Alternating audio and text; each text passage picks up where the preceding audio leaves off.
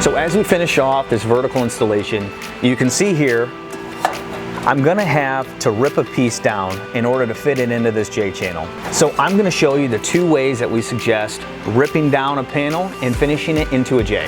The two ways we're gonna finish a rip panel where you can't nail in the nailing flange is using either our support trim or we're gonna use the cutoff from the piece that you rip. For support trim, what we do is we set it onto the wall, and I'm gonna put it slightly into the J-channel so that it creates this tight seam in here for my rip piece to slide into.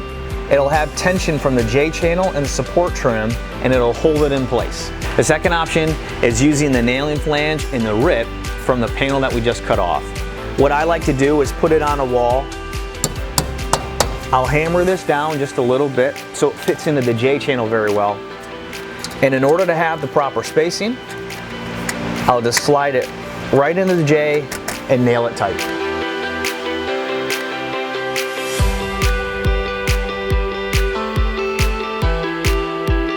So what I'm doing is measuring from the tip of this receiving channel to the end of the J channel.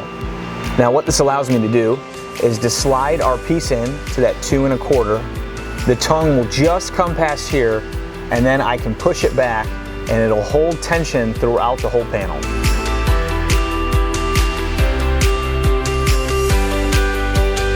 I took off the piece before it, so it makes it a little bit easier for installation so you can see how this works. There'll be a nice tension with the ripped part into my support trim and J-channel.